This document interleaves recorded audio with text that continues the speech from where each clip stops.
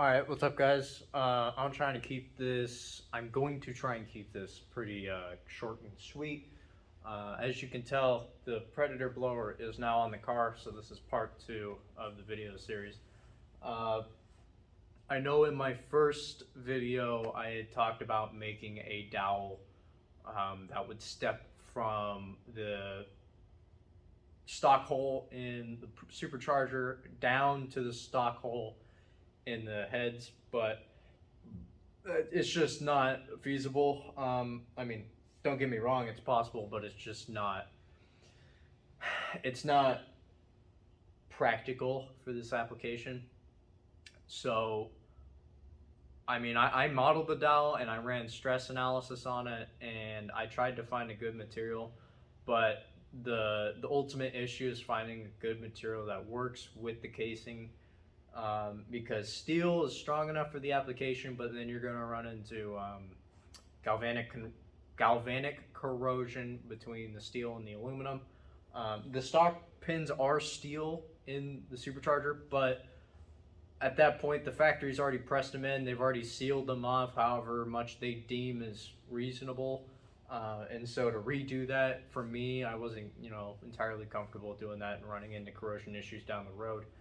And then also pressing in a new pin, it was just a lot of error that I didn't want to take on, so I ended up drilling my head like everybody else did.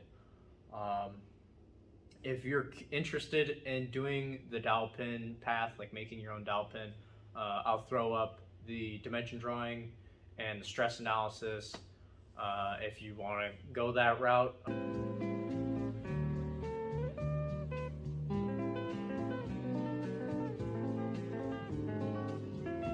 I've done most of the research. You just have to find a good material, which I think if you're able to press fit aluminum 7075 would be the best way to go, because then you don't really have to worry about corrosion, and it has about double what I was predicting would be the max yield strength for the pin, even at temperature.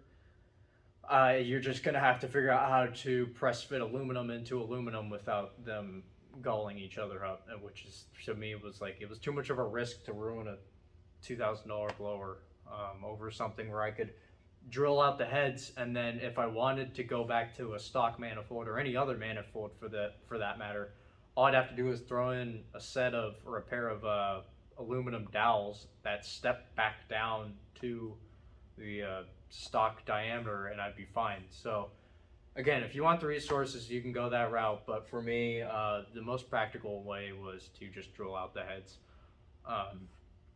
And so stock dimension, so the dowels on the Supercharger were measured by my calipers to be about 0.397 inches in diameter. And then the stock female holes on the head are about 0.288. So you're stepping down a little bit over 1/10 of an inch. Or in my case, you're drilling out the head holes a little bit over 1/10 of an inch. So what I started out with was a 3/8 drill bit, which got me to about 0.38 in diameter. And then I stepped up to a 2564, which got me to about 0.395 in diameter. And really, you could have walled that out a little bit and probably fit it. I think my front hole on this one was not entirely center with the original one, just with the way that the drill bit bit into the aluminum. So not because of that, but I did end up going a step bigger and drilling them out to about 0.411. So a little over a 10th thou clearance on the hole, which is actually the stock clearance for the stock heads to a stock manifold. So realistically, they're within spec of what the factory deemed necessary for the stock conditions. So yeah, drilled them out that way. What I ended up using was, I got a piece of bar stock like this, and I put the whatever drill bit I was using in a drill press, and then I drilled through it with the drill press, so it's a through hole. And so what I used this for was I put this on the deck of the head and then used this to drill down through, so it kept my drill more or less perpendicular to the head, so I was drilling down pretty much straight down. It's a cheaper drill press, so you know, it probably wasn't completely right angle, but it's a lot more accurate than what other guys are doing, which is just doing it by hand or using a step drill. So that's what I did. And so I just went up 3 sizes. You know, take your time with that. I deburr it, make sure there's no like burrs or anything on it that you'd be scratching your head with. I taped over all the ports when I was doing it, and you definitely want to do that so you don't get a bunch of chips in your ports. And the blower just goes right back on. So yeah, right now it's just sitting on the engine. There's still tape over the ports and there's no intake gaskets. I just put it on for fitting purposes and fit everything else around it, and then I'll pull it back out, put the gaskets on and everything. And it slides right in. It fits perfectly. There's not a whole lot of movement on it, which is good. And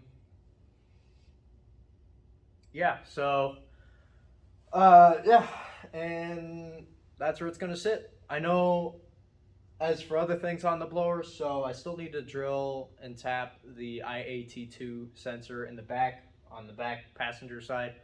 I'll just pull the lid off and do that. And probably somewhere close to that, I'll do a boost reference port as well.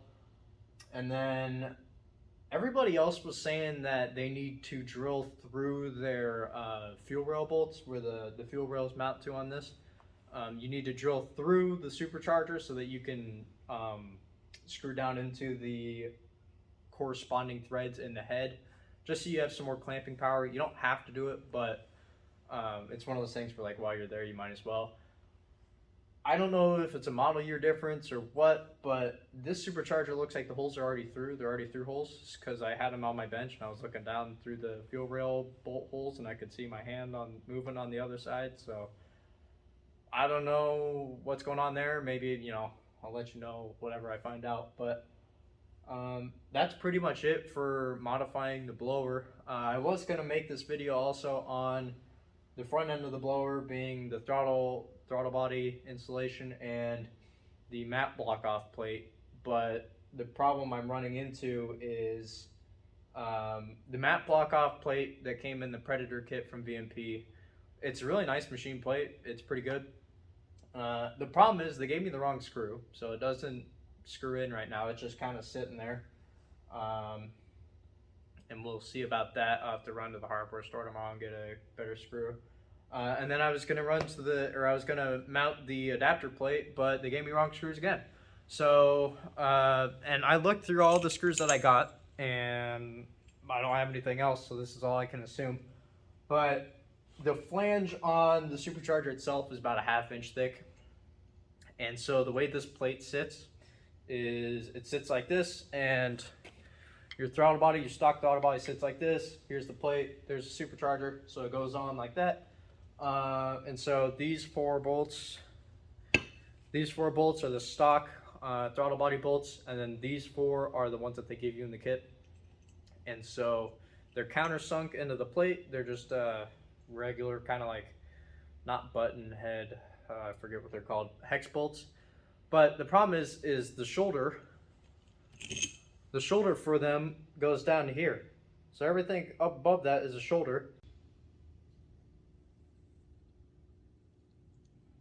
And so with the plate being as thick as it is, like, and the countersink, the shoulder's right here, or it ends right there. And so you have a 1/4 of an inch, probably 3/8 of an inch of shoulder that's going to pretty much go where your flange is, so you can't screw them in.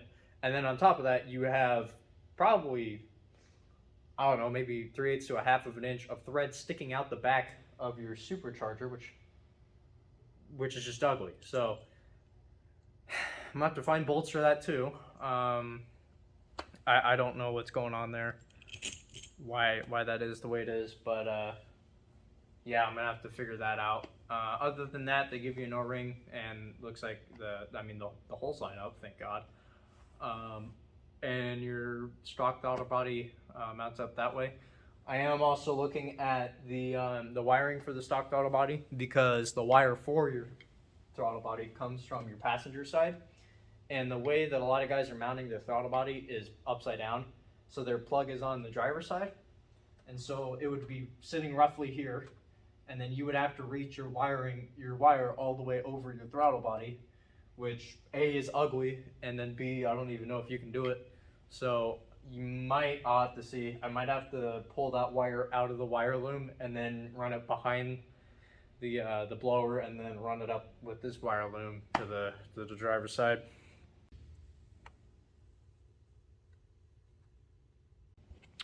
No big deal, but again, it's just something nobody's mentioned, so figured I'd mention it. Other than that, I'm talking with VMP right now because the stock kit comes with a 3.4 pulley, which, with this being a 2.65 liter TVS, similar to their VMP's Gen 3 or Odin Supercharger, they recommend no smaller than a 3.5 pulley for a Gen 1 motor, just for safety reasons. So at the very least, I think I need a 3.5, but I'm personally going for about 600 to 650 wheel horsepower. So I know the 3.5 on a Gen 3 could push a Gen 1 Coyote is about 700. So I might have to go to a 3.6 even. Regardless, I'm talking to the tuner about that, but again, nobody's talking about pulley sizes, so I'm gonna have to get that figured out. Coming to the realization that this is a bit much of a supercharger for my power needs, but yeah. So the pulley, and I'm waiting on I have an ATI balancer that I'm waiting to put on, and then once that is on, I'll put the FIAG kit on and run the belt. Everything else, I mean, it's really the pulley and some miscellaneous wiring, I think, and then everything else should be plug and play, like the belt system. And I got a triple pass heat exchanger, so I upgraded over the single pass non-fanned. I didn't know that when I bought the kit, but the kit from VMP comes with a single pass with no fans heat exchanger, so you have no forced airflow through the heat exchanger. So that was a no-go for me, just for a head unit that's notorious for heat soaking. I was not going to have that, so I went to a triple pass fanned unit, and so that'll give me some headroom in the future if I want to pulley down. But yeah, with that, like I said, I'll put the drawings and stress analysis up if you're interested in running a custom dowel for your supercharger. But honestly, for me, it's not really worth it for the time. It does suck to drill out your head. It still hurts me a little bit to think about, but at the end of the day, it's really like it's the most efficient way to do it. So yeah, hopefully videos will be coming out a little bit more sooner now that the hard part's done, and we'll keep on moving. So yeah, stay tuned for the next video.